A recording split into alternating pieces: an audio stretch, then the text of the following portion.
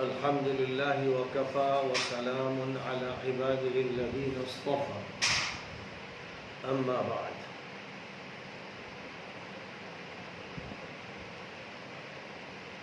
کل سورۃ البقرہ کی جو آیات پڑھی گئی تھی ان میں سے خاص طور پر وہ آیات جن کا تعلق منافقوں کے گروہ سے ہے.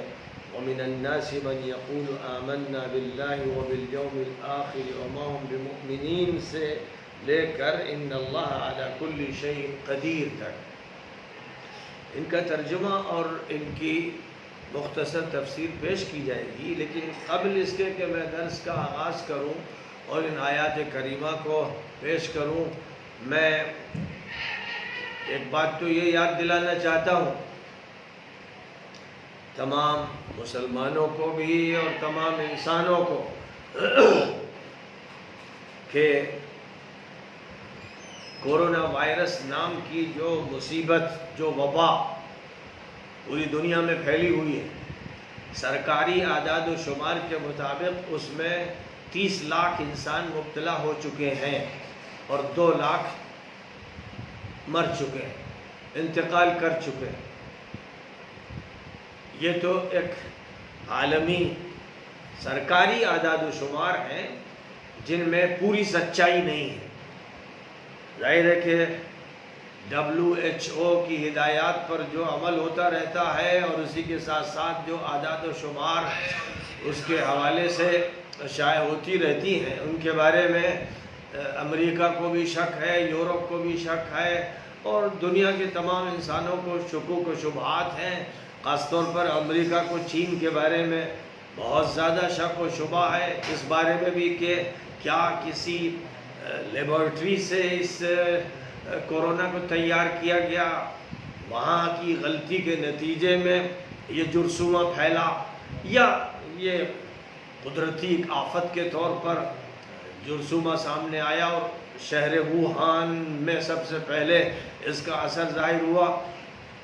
تو ایک تو یہ موضوع ہے جس کے بارے میں شکوک اور شبہات ہیں، اعتراضات ہیں، سوالات ہیں. دوسرے یہ کہ جو تعداد مرنے والوں کی رہی ہے اس کے بارے میں چین کے بھی متعدد لوگوں کے جو بیانات آتے رہے جو چین سے باہر ہیں. اس لیے ظاہر ہے کہ چین میں رہتے ہوئے وہ جرأت نہیں کر سکتے کہ سرکاری اعداد و شمار سے ہٹ کر کوئی بات کہیں.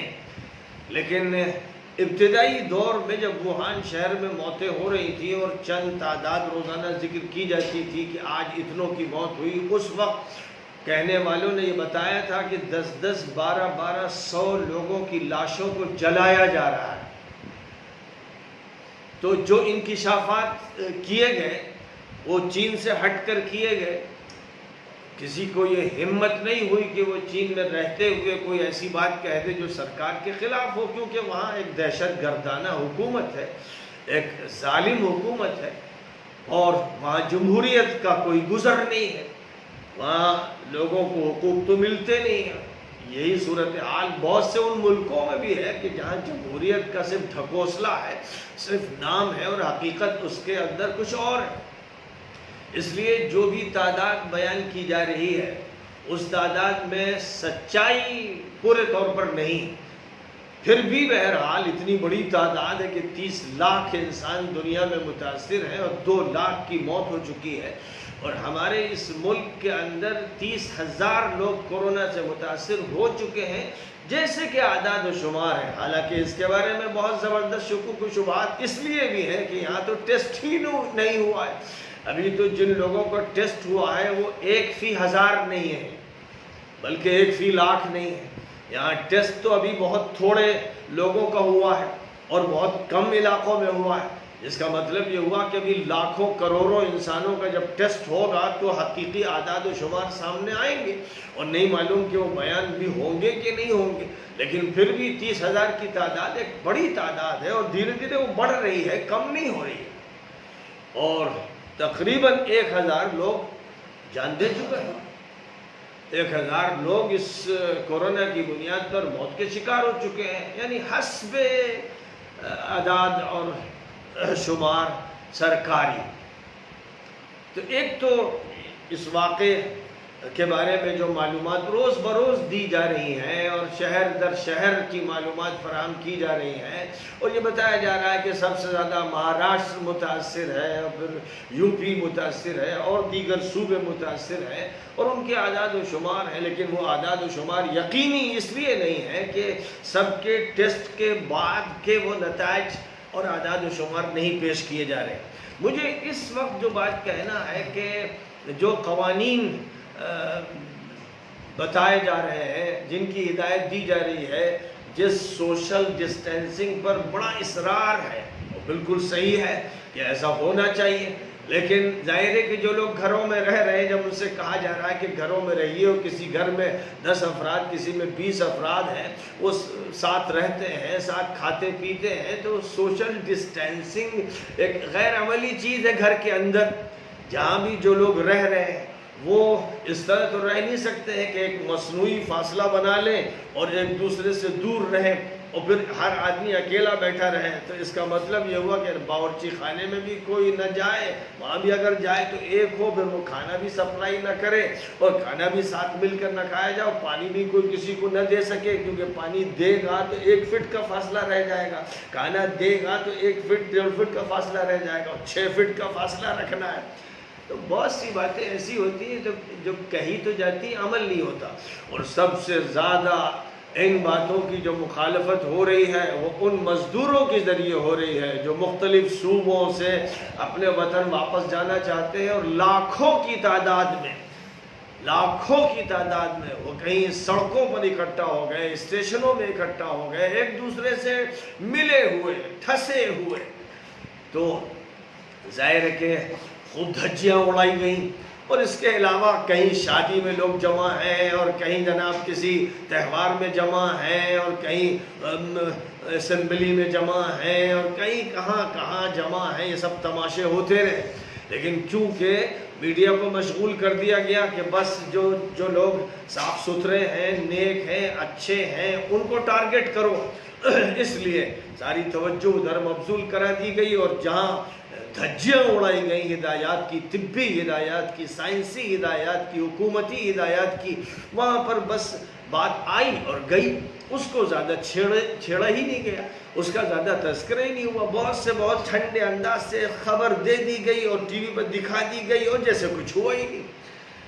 اس پر نہ زیادہ افسوس اور نہ اس پر زیادہ اعتراض. اور اسی طرح یہ دیکھا سب نے اپنی آنکھوں سے کہ جہاں بھیڑ جمع ہے، لائن لگی ہے، کبھی راشن کے لیے، کبھی دکانوں پہ جانے کے لیے، کبھی منڈی میں، کبھی اسٹیشن پر، کبھی سڑکوں پر، وہاں یہ دیکھا گیا کہ پولیس کے ڈنڈے نظر نہیں آئے، اور پولیس کبھی ہاتھ جوڑتی رہی اور کبھی ان کو نصیحت کرتی رہی. لیکن اگر کہیں ایسا موقع مل گیا کہ کسی مسجد میں کچھ اللہ کو، ایشور کو ماننے والے اس کی پوجا کرنے چلے گئے، وہ 10 ہوئے تو 10 ڈنڈے اور 20 ڈنڈے ان کے لیے تیار، جس سے یہ صاف طور پر اظہار ہے کہ ایک شیطانی نسل ہے، ایک خبیث الفطرت قسم کی نسل ہے، جس کو یہ کام سونپا گیا کہ جو بھی اللہ کی پوجا کرے، ایشور کی عبادت کرے، جو پرارتھنا کرے، جو لو لگائے اپنے مالک سے، اس کے ڈنڈے لگاؤ، اور جو بدماشیاں کرے، عیاشیاں کرے، بھیڑ لگائے، شور مچائے، مظاہرہ کرے،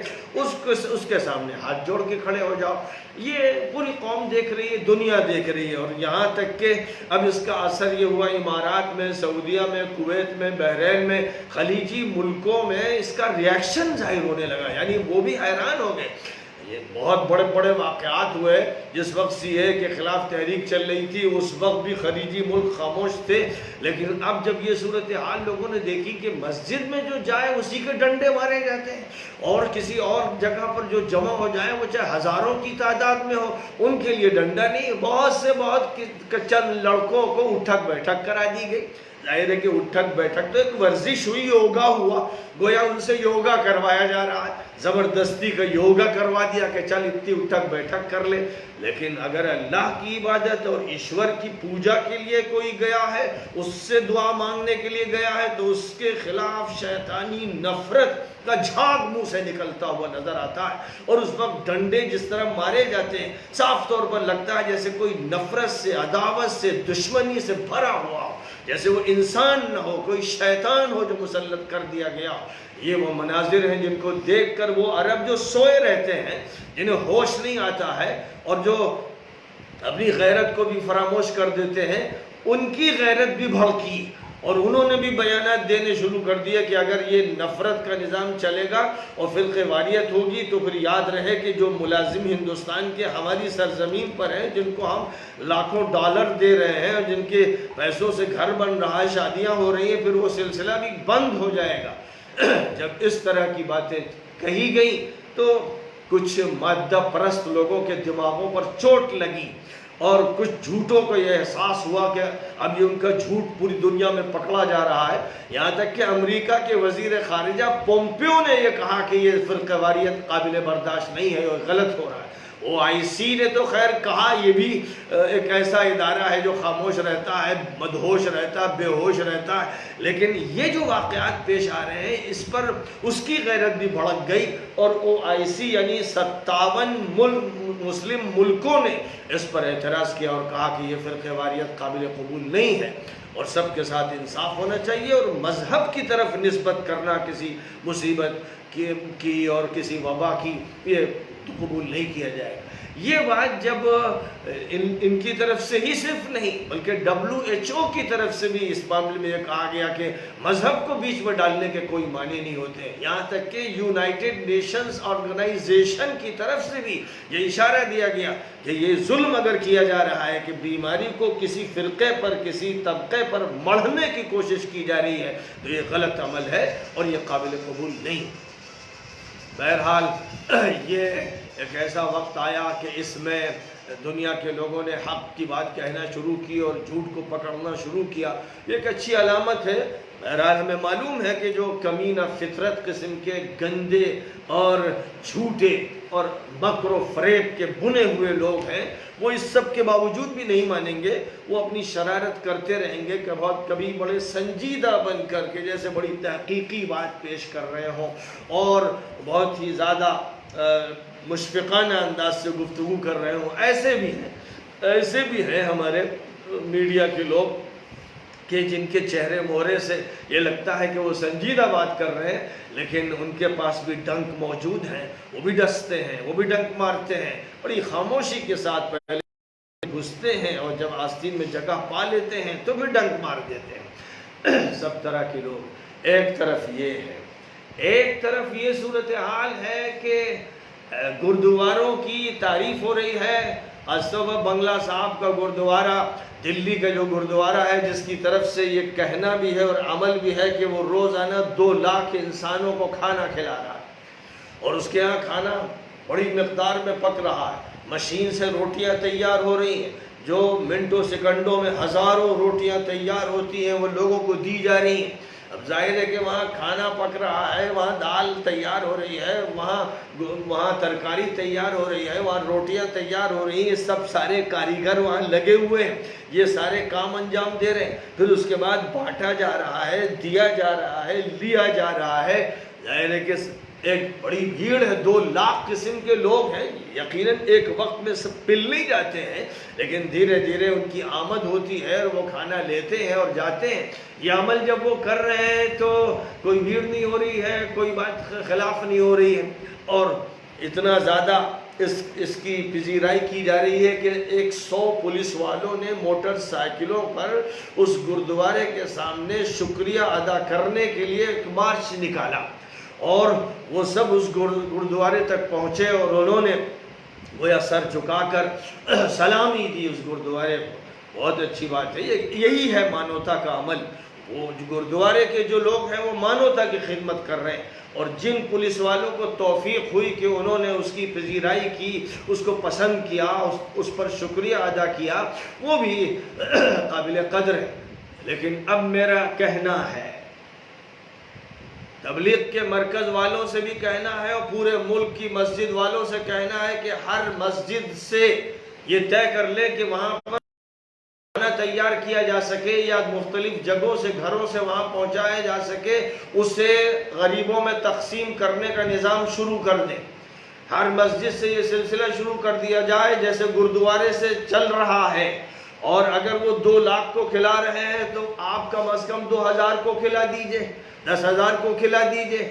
اگر یہ عمل ہر مسجد سے شروع ہو جائے گا اور یہ بتا دیا جائے پولیس والوں کو، تھانے والوں کو کہ ہم وہ کام کر رہے ہیں جس کی پسندیدگی کے لیے آپ نے جلوس نکالا، 100 موٹر سائیکل لے کر اور سلامی پیش کی گردوارے کو، اب ہم امید کرتے ہیں کہ مسجد میں بھی آپ سلامی پیش کریں گے اور آپ یہاں پر بھی حاضر ہوں گے، سر جھکائیں گے، ہاتھ جوڑیں گے اور مانوتا کی اس خدمت کو تسلیم کریں گے۔ اس لیے میں کہوں گا کہ جہاں کے بارے میں ہنگامہ چلا اور مرکز کو خالی کر لیا گیا، مرکز والوں سے میرا یہ کہنا ہے کہ اب مانوتا کی خدمت کی ذمہ داری ملک اور عالم کی سطح پر وہ سنبھال لیں۔ جو کام وہ کرتے تھے وہ بھی چلتا ہی رہے گا، اس کو کوئی دنیا کی طاقت روک نہیں سکے گی، لیکن مانوتا کی خدمت کا جو کام ہے اس وقت سب سے زیادہ اس کی ضرورت ہے۔ لہذا مرکز سے سینکڑوں ہزاروں افراد کو کھانا بانٹا جائے، وہاں جس طرح کھانا روز تیار ہوتا تھا اور تیار ہوتا رہے گا وہاں کھانا تیار کیا جائے۔ وہاں تو جو مرکز میں آنے والے افراد تھے جو دین کے لیے اور اللہ کی عبادت کے لیے اور اخلاق کے لیے ہی آتے رہے، جن پر الزامات لگانے والوں نے یہاں تک لگا دیا کہ انہوں نے کہیں ڈھیلے مار دیے اور کہیں تھوک دیا، ظاہر ہے کہ جس نے کسی پر تھوکا وہ انسان بھی نہیں تھا، اس کو مرکز کی طرف یا تبلیغ کی طرف منسوب کرنے والے اتنے بڑے مجرم اور شیاطین ہیں جن سے بڑا شیطان روئے زمین پر کوئی نہیں۔ اگر کسی نے یہ عمل کیا تھا تو سب جانتے ہیں کہ وہاں کیا عمل ہوتا ہے، پولیس کا تھانہ مرکز سے ملا ہوا ہے، سب کو معلوم ہے، یہاں کی جو انٹیلیجنس ہے ان کو معلوم ہے کہ یہ لوگ نیک لوگ ہیں، یہ لوگ صرف اچھائی پھیلاتے ہیں، یہ اچھے شہری بناتے ہیں، یہ سب کو معلوم ہے۔ اور جب یہ معلوم ہے تو اب میڈیا کے جو بدماش اور خبیث الفطرت لوگ ہیں، جب اس ڈھیلے مارنے کے اندور کے عمل کو جہاں صرف لفنگے قسم کے لڑکے نظر آ رہے ہیں، وہ جو فوٹو دکھا رہے ہیں اس میں پینٹ شرٹ پہنے والے اٹنگے پٹنگے لفنگے لڑکے ہیں، ان کو تبلیغ کی طرف منسوب کر دیا گیا۔ کہیں تھوکنے والے کا ذکر کر دیا اور اس کو تھوکتے دکھایا نہیں گیا اور تبلیغ کی طرف منسوب کر دیا گیا۔ کہیں یہ کہ صاحب پیشاب کی بوتل پھینک دی گئی، اس کو تبلیغ کی طرف منسوب کر دیا گیا۔ ظاہر ہے کہ جن کے اندر بگاڑ ہے، کیچڑ ہے، گندگی ہے، ان کے منہ سے گندگی ہی نکل سکتی ہے، کوئی اچھائی نہیں نکل سکتی۔ ورنہ اگر انسان ہوتے تو یہ کہتے ہیں کہ یہ جماعت ایسی ہے کہ جو ملک میں بلکہ دنیا میں سب سے بہتر جماعت ہے، جس کا سیاست سے لینا دینا نہیں، جس کا دنیا داری سے لینا دینا نہیں، جس کا کسی مکر و فریب سے لینا دینا نہیں۔ یہ لوگ اللہ والے لوگ ہیں، یہ ایشور کو ماننے والے ہیں اور ایشور کی پوجا کی بات کرتے ہیں اور لوگوں کے اچھے اخلاق تیار کرتے ہیں۔ ان کا یہی مشن ہے اور یہی کام ہے، 100 سال سے یہی کام کر رہے ہیں اور یہی وہ کام ہے جس کی وجہ سے ان کے بڑے بڑے مرکز امریکہ میں ہیں، ان کے مرکز یورپ میں ہیں، ان کا مرکز اسپین میں ہے، ان کا مرکز ماسکو میں ہے، رشیا میں ہے، پوری دنیا میں ان کے مرکز ہیں اور کسی مرکز میں مصیبت نہیں آئی، مصیبت صرف انڈیا کے مرکز میں آ گئی۔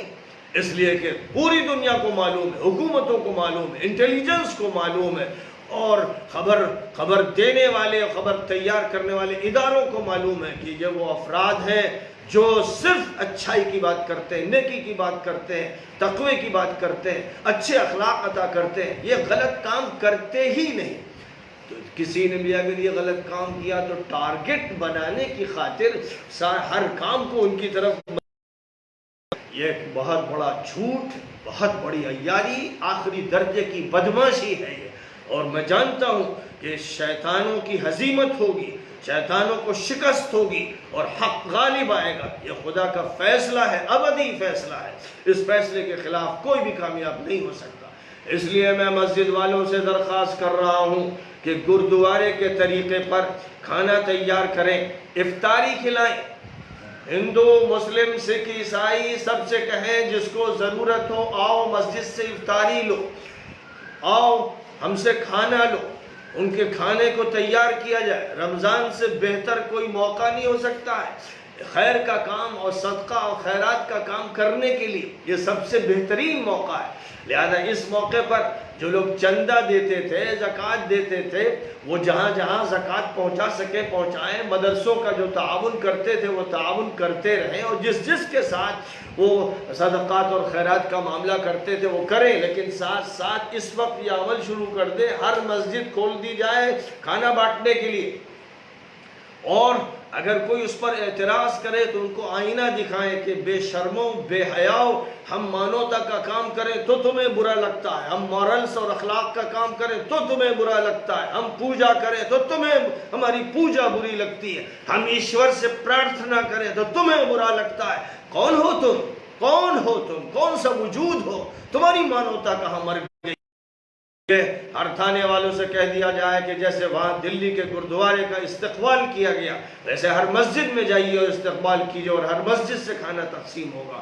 کاش کہ میری اس بات پر مسجد کے ائمہ توجہ کریں اور محلے کے اہل خیر اس کے لیے فنڈ فراہم کریں، انتظام کریں اور مسجد میں کھانے بننا شروع ہو جائیں اور وہاں سے بٹنا شروع ہو جائیں۔ کوئی تفریق نہ مذہب کی ہوگی، نہ برادری کی ہوگی، نہ رنگ کی ہوگی، نہ نسل کی ہوگی، ہر ضرورت مند کو کھانا دیا جائے گا۔ یہ عمل اگر کر لیا جائے تو میں سمجھتا ہوں نئی فتوحات کا دروازہ کھلے گا۔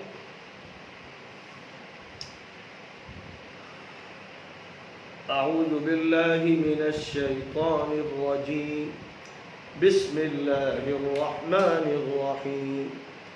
ومن الناس من يقول آمنا بالله وباليوم الآخر وما هم بمؤمنين يخادعون الله والذين آمنوا وما يخدعون إلا أنفسهم وما يشعرون۔ بہت سے لوگ ایسے ہیں جو کہتے ہیں کہ ہم اللہ کو اور آخرت کو مانتے ہیں، لیکن حقیقت یہ ہے کہ وہ ماننے والے نہیں۔ وہ اللہ تعالیٰ اور اہل ایمان کو دھوکہ دینے میں لگے ہیں، اپنی حماقت میں وہ ایسا سمجھ رہے ہیں، حالانکہ حقیقت یہ ہے کہ وہ خود اپنے کو دھوکہ دے رہے ہیں اور انہیں اس کا شعور و احساس بھی نہیں۔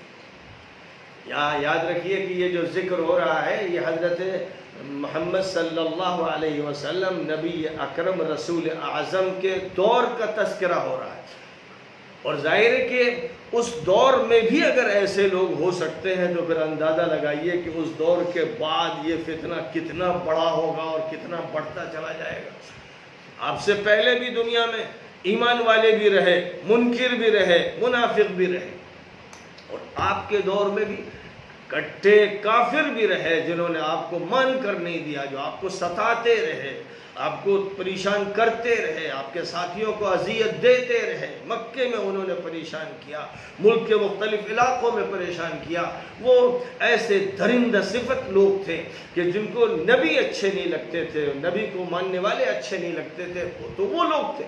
دوسری طرف وہ تھے گھسپیٹیے، آستین کے سانپ، دوغلے، جن کو منافق کہا گیا ہے۔ منافق کے معنی ہوتے ہیں کہ ظاہر میں کچھ بتانے والا، اندر کچھ رکھنے والا۔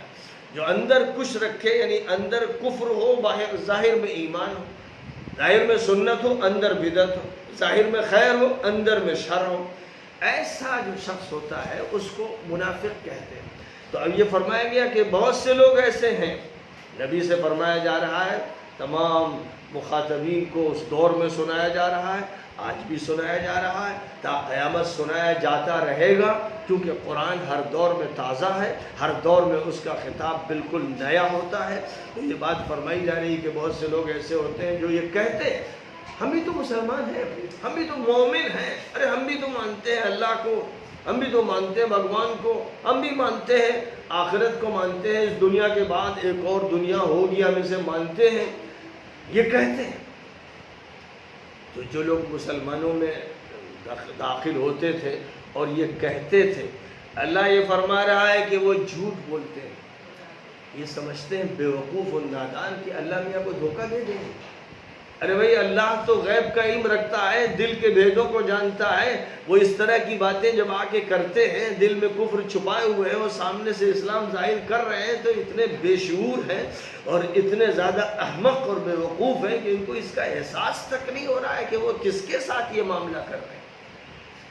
تو انسان جب بگڑتا ہے اور جب وہ نفاق کا بیمار ہو جاتا ہے، سب سے خطرناک بیماری نفاق کی بیماری، کفر سے بھی زیادہ سخت ہے۔ اس بیماری میں جب کوئی شخص مبتلا ہو جاتا ہے تو وہ جھوٹ بولتا ہے، خیانت کرتا ہے، مکر کرتا ہے، فریب کرتا ہے، کیا کیا کرتا ہے. فرمایا فی قلوبہم مرض فزادہم اللہ مرضا وَلَهُمْ عَذَابٌ أَلِيمٌ بِمَا كَانُوا يَكْذِبُونَ. ان کے دل روگی ہے اور اللہ تعالیٰ نے ان کے روگ میں اور اضافہ کر دیا، اور ان کو ان کے جھوٹ، غلط بیانیوں اور بدعمالیوں کی بنا پر دردناک سزا دی جائے گی. نفاق جو ہے یہ دوغلا پن یہ بیماری، یہ دل کی بیماری ہے، دماغی بیماری ہے، نفسیاتی بیماری ہے. یہ بیماری انسان کو کھا جاتی ہے، اور کسی معاشرے میں یہ بیماری لگ جائے تو اس معاشرے کو دیمک کی طرح چاٹ جاتی ہے. سب سے زیادہ خطرناک لوگ ایسے لوگ ہوتے ہیں جن کا چہرہ کچھ اور اندر کچھ اور. سامنے آتے ہیں تو اس وقت لگتا ہے ان سے زیادہ کوئی دوست اور ان سے زیادہ محبت کرنے والا نہیں. پیچھے جب ہوتے ہیں تو غیبت کرتے ہیں، چغلیاں کھاتے ہیں اور جھوٹ بولتے ہیں، الزام لگاتے ہیں. اس وقت ان کی زبان کتے کی زبان ہو جاتی ہے کہ بھونکتے رہتے ہیں. یہ وہ لوگ ہیں جو روگی ہیں، جن کو قرآن میں روگی کہا گیا ہے. اور آگے چلیے وَإِذَا قِيلَ لَهُمْ لَا تُفْسِدُوا فِي الْأَرْضِ قَالُوا إِنَّمَا نَحْنُ مُصْلِحُونَ أَلَا إِنَّهُمْ هُمُ الْمُفْسِدُونَ وَلَكِنْ لَا يَشْعُرُونَ. اور ان سے جب کہا جاتا ہے کہ زمین میں بگاڑ مت پیدا کرو، حالات اور ماحول مت خراب کرو، تو جواباً کہتے ہیں کہ ہم تو حالات اور ماحول کو درست کر رہے ہیں. تو معلوم ہو جانا چاہیے کہ یہ مفسد لوگ ہیں، یہ کرپٹڈ لوگ ہیں، انارکی اور بگاڑ کے یہی ذمہ دار لوگ ہیں. اور ان کا حال یہ ہے کہ ان کو اس کا احساس بھی نہیں ہے کہ ان کا نفاق پہچانا جا رہا ہے. لوگ سمجھ رہے ہیں کہ یہ منافق ہے، یہ احساس بھی ختم ہو جاتا ہے. آدمی بھدا ہو جاتا ہے، موٹا ہو جاتا ہے، یعنی اس کی گدی چوڑی ہو جاتی ہے، عقل مار دی جاتی ہے. وہ صبح شام یہی کرتا ہی رہتا ہے، وہاں جھوٹ بولا یا کچھ اور کہا. اب وہاں والے جب ادھر لوگوں سے ملے ان کہا کہ بھائی وہ تو ہم سے یہ کہہ کے گیا تھا، ارے ہم لوگوں سے تو یہ کہہ رہا تھا. یہاں اس کی چوری پکڑ لی جاتی ہے. وہ بہرحال کسی نہ کسی وقت پکڑ لیا جاتا ہے، کیونکہ ایک مجلس میں وہ کچھ کہتا ہے، دوسری جگہ یہ سمجھ کر کہ یہ ہمارے خاص لوگ ہیں اور یہ وہاں کچھ بات بتائیں گے نہیں، کچھ اور کہہ دیتا ہے. اور وہ لوگ پھر ادھر وہ بات پہنچا دیتے ہیں یا تیسرا کوئی شخص پہنچا دیتا ہے. اس لیے اس کی چوری پکڑ لی جاتی ہے، اس کا نفاق پکڑ لیا جاتا ہے. معلوم ہو جاتا ہے کہ یہ حرکتیں کر رہا ہے، یہ ادھر کچھ ہے ادھر کچھ. مدینہ منورہ میں بہت سے ایسے لوگ تھے جو نبی صلی اللہ علیہ وسلم کی خدمت میں آتے تھے اور بچھے جاتے تھے، آپ کا ہاتھ چومنے لگتے تھے، بلکہ کہتے تھے حضور ہم تو چاہتے ہیں قدم چوم لیں آپ، یہ بولتے تھے. اور بڑے مقطع چقطع انداز سے آتے تھے اور باتیں بھی بڑی لچھے دار کرتے تھے. حضرت تو ذرا توجہ فرما دیں، عنایت فرما دیں، حضرت کا کرم، یہ الفاظ استعمال کرتے تھے. اور اس سے بھی بہت زیادہ. اور مسجد میں نماز بھی پڑھتے تھے. جب حضور بیان فرماتے تھے تو دیوار پر ٹیک لگا کر بیان سنتے رہتے تھے. قرآن میں ان کا نقشہ پیش کیا گیا ہے کہ کانہم خشب مسندہ، حضور کی بات اس طرح سنتے ہیں جیسے لکڑیوں کو دیوار پر ٹیک لگا کے کھڑا کر دیا گیا، یعنی دل میں تو بات جمتی نہیں ہے. تو جو صحابہ ہے، مخلص صحابہ، وہ تو حضور کے پاس رہتے ہیں، کان لگاتے رہتے ہیں، دیکھتے رہتے ہیں، غور سے سنتے ہیں. یہ جو لوگ تھے، یہ جو مسجد میں موجود ہیں اور حضور کے ساتھ نماز پڑھ رہے ہیں، یہ دیوار پر ٹیک لگا کر آرام کرتے ہوئے سنتے تھے اور اندر اندر کہتے تھے یار تقریر کب ختم ہوگی، میں تھک گئے سنتے سنتے، ان کا بیان ہی نہیں ختم ہوگا. یہ ان کا انداز تھا. ان کا سننے کا دل نہیں تھا، مجبور ہے کہ اگر نہیں سنیں گے، مسجد نہیں آئیں گے تو پھر یہ سمجھا جائے گا یہ کافر ہے، یہ مسلمان ہے ہی نہیں. اس لیے اپنے کو مسلمان بتانے کے لیے وہ آتے تھے. اور اس کے بعد شام ہوئی اور یہودیوں کی محفلوں میں چلے گئے. اب شراب چل رہی ہے اور کباب کھائے جا رہے ہیں اور مستیاں ہو رہی ہیں، اور وہ ان سے کہہ رہے ہیں ارے بھائی ہم لوگ تو وہاں اس لیے جاتے ہیں کہ ان کو چغت بنائیں، ہم لوگ ان کے ساتھ تھوڑی ہیں. آپ یہ مت سمجھیے گا کہ ہم وہاں جاتے ہیں مریدوں کے ساتھ بیٹھتے ہیں تو ہم بھی مرید ہیں. ہم تو ان کو بیوقوف بناتے ہیں. وہاں ہم دوسرے مقصد سے جاتے ہیں. آپ سے ہمارا اصل تعلق ہے. یہ ان کا کردار تھا اور یہ کردار مسلمان جان رہے تھے. جو مخلص صحابہ تھے انہیں معلوم تھا کہ کون کون ہے جو یہ بدماشیاں کرتا ہے، لیکن وہ خاموشی اختیار کرتے تھے کہ چھیڑ چھاڑ کرنے سے جنگ چھڑ جائے گی اور معاشرہ جو ہے تتر بتر ہو جائے گا اور خانہ جنگی میں مبتلا ہو جائیں گے. اس لیے ان کو برداشت کرتے تھے، ان کو گوارا کرتے تھے. اب آپ سوچئے وَإِذَا قِيلَ لَهُمْ آمِنُوا كَمَا آمَنَ السُّفَهَاءُ كما آمن الناس قالوا أنؤمن كما آمن السفهاء ألا إنهم هم السفهاء. جس طرح ان لوگوں نے مانا تم بھی مانو. تو جواب میں بڑی بے شرمی سے کہتے ہیں کیا ہم ان احمقوں کی طرح ہر بات تسلیم کر لیں؟ اللہ فرماتا ہے واضح ہو جانا چاہیے کہ حقیقت میں تو احمق اور ابلہ یہی ہے، لیکن یہ ادراک سے بھی محروم ہے. دیکھا آپ نے، یہ سب مجلس نبوی میں ہیں. دور سے دیکھنے والا ان کو بھی صحابہ سمجھ رہا ہے، ان کو بھی صحابہ سمجھ رہا ہے. حضور کی مجلس میں بیٹھے ہیں، نماز ساتھ پڑھ رہے ہیں، بیان سن رہے ہیں، یہ سب ہو رہا ہے. لیکن اس کے بعد ان کا جو کردار ہے، جب ان سے یہ کہا جاتا ہے کہ دیکھو ابو بکر ہے، عمر ہے، عثمان ہے، علی ہے، ابو ہریرہ ہے، معاذ ہے، ابو موسیٰ ہے، اور بے شمار حضرات ہیں، یہ صحابہ رسول ہیں، یہ حضور کے رفیق ہیں، یہ حضور کے ہمدم ہیں، یہ حضور کے ساتھ ہیں، یہ حضور کے خادم ہیں. تم بھی ایسے بنو. یہ دوغلا پن کیوں اختیار کرتے ہو؟ جب مخلص صحابہ ان سے یہ کہتے یا تیسرے نمبر کے لوگ ان سے کہتے کہ بھائی انہی کی طرح ایمان لاؤ جیسے یہ لوگ ہیں، تو وہ کہتے ان بیوقوفوں کی طرح بھی ایمان لائیں. ہم ایسے مرید نہیں ہیں، ہم ایسے مرید نہیں ہیں. ہم تو اپنا فائدہ دیکھتے ہیں. وہاں بھی ہمیں فائدہ ملتا ہے وہاں بھی بیٹھتے ہیں، دوسری طرف فائدہ ملتا ہے تو وہاں بیٹھتے ہیں. یہ ان کا جواب ہوتا تھا. فرمایا اللہ تعالیٰ نے وَإِذَا لَقُوا الَّذِينَ آمَنُوا قَالُوا آمَنَّا وَإِذَا خَلَوْا إِلَى شَيَاطِينِهِمْ قَالُوا إِنَّا مَعَكُمْ إِنَّمَا نَحْنُ مُسْتَهْزِئُونَ. یہ لوگ جب ایمان والوں سے ملتے ہیں تو اپنے بارے میں کہتے ہیں ہم بھی تو مومن ہیں، آپ مسلمان، ہم بھی مسلمان. کیا آپ مسلمان نہیں ہیں؟ آپ کیا مجھے کافر سمجھتے ہیں؟ یہ انداز ہوتا ہے. آج تو آپ جانتے ہیں کہ ایسے لوگوں کی کثرت ہے. اس وقت ایسے لوگ کم تھے، اقلیت میں تھے، اگرچہ تھے، انہی میں گھلے ملے تھے. آج تو انہی کا غلبہ ہے. نماز نہ پڑھیں تو مسلمان، روزہ نہ رکھیں تو مسلمان، جھوٹ بولیں تو مسلمان، خیانت کریں تو مسلمان، غداری کریں تو مسلمان، اور چغلیاں کھائیں تو مسلمان، رشوت کھائیں، سود کھائیں، حرام کھائیں تو مسلمان. اور اگر آپ کہیے کہ بھائی یہ اسلام ہے تو کیا آپ مسلمان نہیں ہیں؟ آپ فتویٰ دیتے ہیں ہم کافر ہیں. یہ ان کا انداز ہوتا ہے. آپ جانتے ہی ہیں کہ اس کا ثبوت بالکل واضح ہے. کسی محلے کے اندر 2000 لوگ رہتے ہوں اور اس کی مسجد میں جا کے دیکھیے گا تو آپ کو فجر کی نماز میں ایک صف بھری ہوئی نہیں ملے گی. دیگر نمازوں میں 2-4 صفیں اگر بھر گئی تو بڑی بات ہوتی کہ مسجد میں ماشاءاللہ اندر کا حال بھرا ہوا تھا. یعنی لوگوں میں شرم ختم ہو گئی کہ محلے میں 2000 لوگ ہیں اور 2000 لوگوں میں سے جو مسجد میں آئے ہیں وہ 100 مشکل سے ہو رہے ہیں مثلا، تو بڑی بات لوگ کہتے ہیں ماشاءاللہ مسجد تو بھر گئی. یہ اسلام کے بارے میں عدم علم اور عدم فہم کی ایسی واضح دلیل ہے جس سے یہ پتہ چلتا ہے کہ اسلام کی سمجھ ختم ہو گئی. تو جو لوگ غلط کام کر رہے ہیں وہ سب مسلمان ہیں. اللہ میاں کا یہ کہنا ہے کہ جو اطاعت کرے 100% اللہ کو مانے اصلاً مسلمان وہ ہے. پھر نمبر 2 کے نمبر 3 کے مسلمان ہوتے ہیں جن کے ساتھ گناہ لگے ہیں، جرائم لگے ہیں، وہ توبہ کریں گے تو معاف ہوں گے ورنہ سزا پا کے رہیں گے.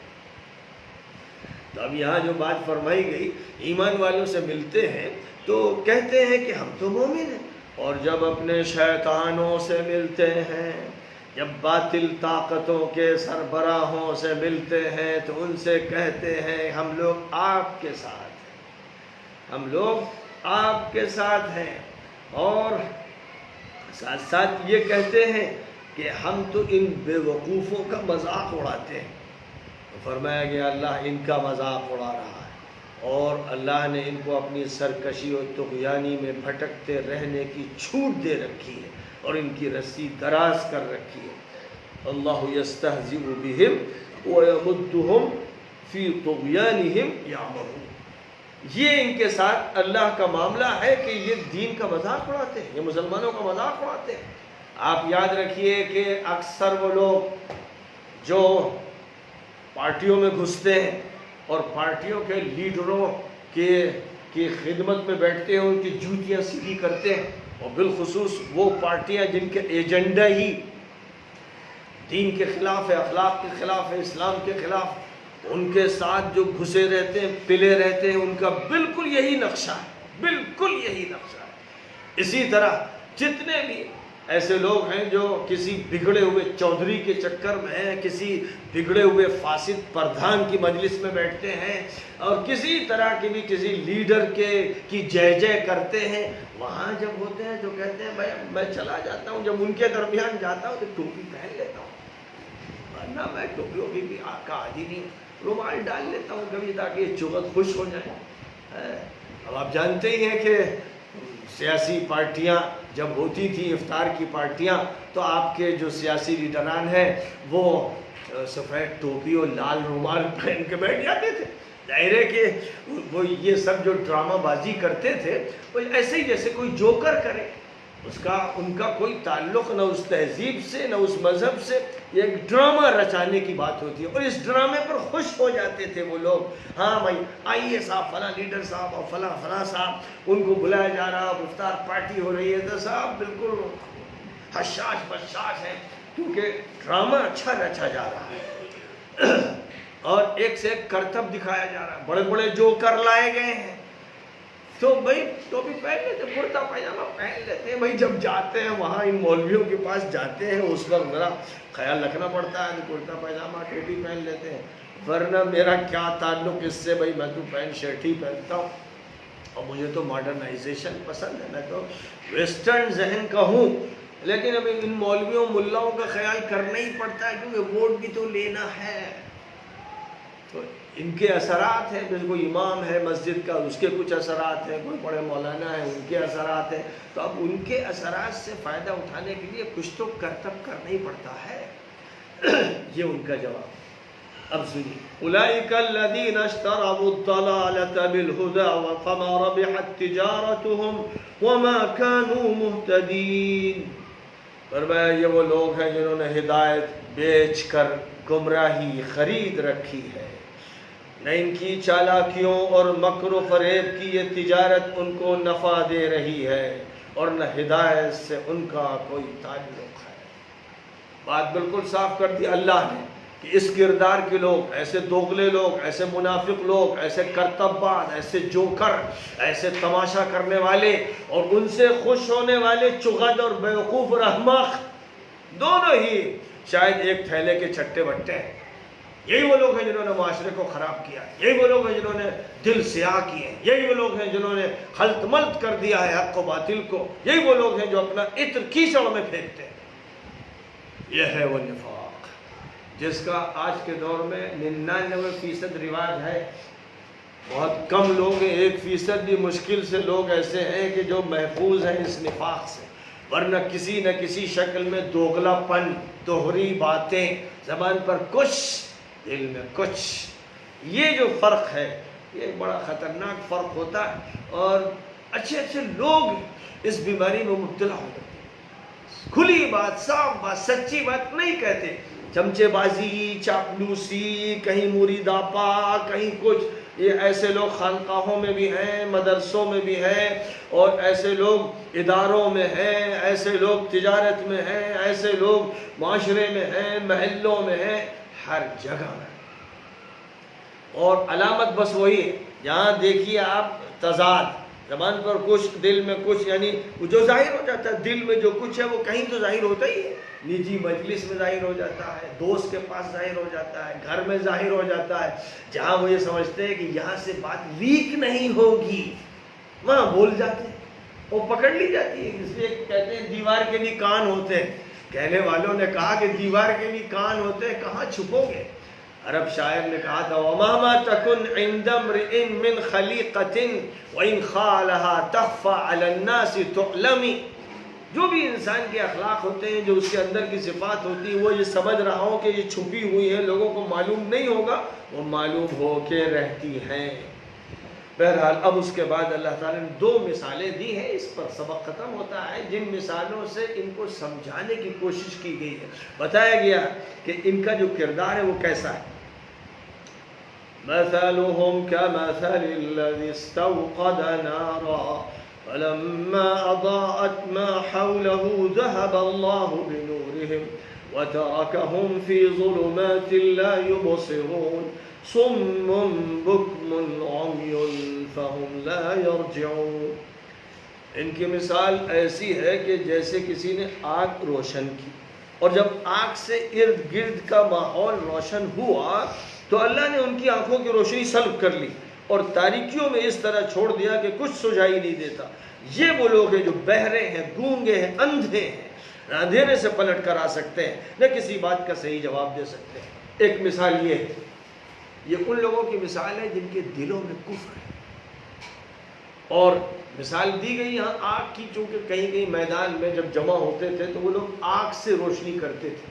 چراغ سے تو اس بڑے میدان میں فائدہ نہیں ہوگا، تو ایک بڑی آگ جلا دیتے تھے، اس سے دوسرا فائدہ بھی اٹھاتے تھے اور روشنی ہوتی. آج اگر ہم اس مثال کو ذکر کریں گے تو یوں کہیں گے کہ سوئچ آن کیا، لائٹ کا سوئچ آن کیا ایک شخص نے کہ بھائی اندھیرا تھا اب روشنی ہو جائے، اور جیسے ہی سوئچ آن کیا فوراً وہ اندھا ہو گیا.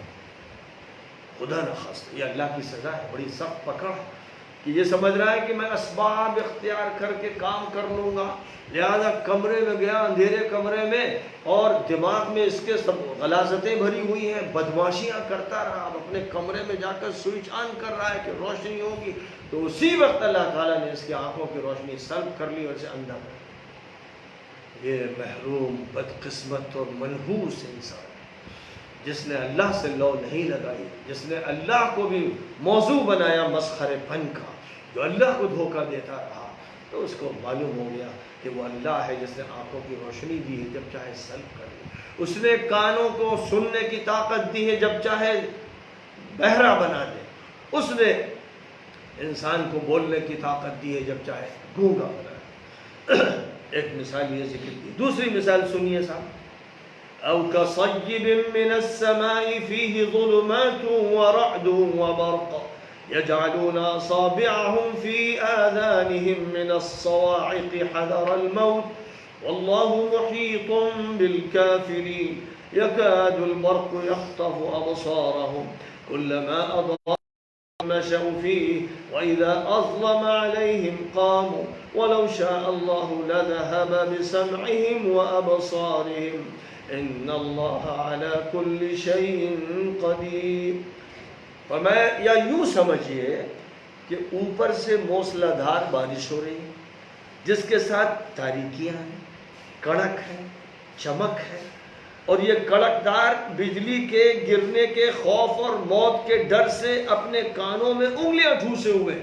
منافقوں کی مثال بیان کرتے ہوئے ذکر کیا جا رہا ہے. یوں سمجھیے جیسے کوئی قافلہ سفر کر رہا ہے صحرا میں اور اندھیرا چھا گیا، بات کالی گھٹا آئی، پھر رات کا بھی وقت آ گیا، بارش ہونے لگی اور بجلی جو ہے چمکنے لگی، بادل گرجنے لگے، ایک کڑک ایسی ہوئی لگتا تھا اب بجلی گری اور جھلسا کے رکھ دے گی. یہ جو کیفیت، اس کیفیت میں ان کا حال یہ ہے کہ اب کہیں بھاگ بھی نہیں سکتے، وہ سفر میں ہیں اور میدان میں ہیں، تو خوف سے کانوں میں انگلیاں ٹھوس لیتے ہیں کہ جو کڑک ہے اس کی آواز سے دل نہ دہل جائیں، اور بجلی کی چمک سے ڈرتے ہیں. اور اللہ نے ان منکروں کو گھیرے میں لے رکھا ہے. ایسا لگتا ہے کہ بجلی کی چمک ان کی بصارت اچک لے جائے گی. جب روشنی ہوتی ہے تو چند قدم یہ چل لیتے ہیں، اور جب تاریکی ہوتی ہے تو ٹھٹک کر کھڑے ہو جاتے ہیں. اگر اللہ چاہتا تو ان کی سماعت و بصارت چھین لیتا. حقیقت یہ ہے کہ اللہ تعالی ہر چیز پر قدرت رکھتا ہے. یہ نمبر 2 منافقین کا تذکرہ. وہ جو تذکرہ تھا منافقوں کا، وہ ان منافقوں کا جن کے دلوں میں کفر ہے، انکار ہے، ایمان اوپر سے. یہ وہ لوگ ہیں جن کے دلوں میں ہے ایمان اور اندر سے ماننے والی بات بھی ہے، لیکن ساتھ ہی ساتھ یہ مفاد پرست ہیں، یہ تھالی کے بیگن ہیں، یہ مال غنیمت کے چکر میں رہتے ہیں، یہ مسلمانوں سے اپنا مفاد چاہتے ہیں اور ہر خطرے سے بچنے کے چکر میں رہتے ہیں. اس لیے جب زندگی کی راہوں پر چلتے ہیں تو اگر کہیں پر پکار ہوتی ہے نبی کی طرف سے، نکلو گھروں سے، چلو اللہ کے راستے میں، تو پھر ان کو بیماری آ جاتی ہے، ان کا دل دھڑکنے لگتا ہے، ڈھیر ہو جاتے ہیں، پلنگ پر چمٹ جاتے ہیں اپنے گھر میں. نبی کے پاس آتے ہیں تو بہانے کرتے ہیں، حضور گھر میں اہلیہ کی طبیعت بہت خراب ہے، حضور بچہ بیمار ہے، حضور میرے پیٹ میں درد ہو رہا ہے.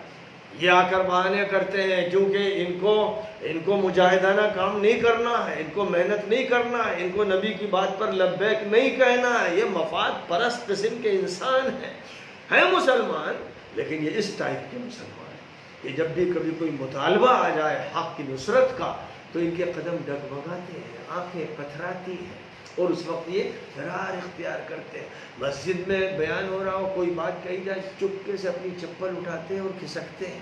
کہیں کوئی اچھے کام کی دعوت دی جائے تو اپنے آزار پیش کر دیتے ہیں. یہ وہ منافق تھے جو مسلمانوں میں گھلے ملے تھے اور یہ الگ کٹے ہوئے نہیں تھے، کھلے دشمن نہیں تھے، دوست تھے اور مجلسوں میں شریک ہوتے تھے، رشتہ داریاں تھیں. لیکن ان کا حال یہ تھا کہ مفاد پرستی ان پر غالب تھی. اس لیے ان کا جو نقشہ بیان کیا گیا کہ بس یوں سمجھیے کہ صحرا میں چل رہے ہیں، اندھیرا ہوا تو ٹھٹک کے کھڑے ہو گئے، ذرا سی چمک ہوئی، روشنی نظر آئی تو 2-4 قدم پھر ڈرتے ڈرتے بڑھے. ڈر یہ بھی لگا ہوا ہے کہ کہیں بجلی ہمارے اوپر نہ گر جائے، اور جو کڑک و گرج ہے اس سے کہیں کانوں کے پردے نہ پھٹ جائیں. یعنی جو اسلام کی ترقیاں ہو رہی ہیں، مجاہدات ہو رہے ہیں، فتوحات ہو رہی ہیں، ان سے دہلے بھی جاتے ہیں. کہیں ایسا نہ ہو کہ ہمارے مفادات پر ضرب پڑ جائے، کہیں ایسا نہ ہو کہ ہمارے جو خفیہ دوست ہیں وہ پکڑ نہ لیے جائیں، کہیں ایسا نہ ہو کہ ہماری تجارت متاثر ہو جائے، کہیں ایسا نہ ہو کہ ہمارے کاروبار کا نقصان ہو جائے. بس یہی ان کے دماغوں میں رہتا ہے، تو یہ مخلص مسلمان نہیں بن پاتے ہیں. وآخر دعوانا ان الحمدللہ رب العالمین.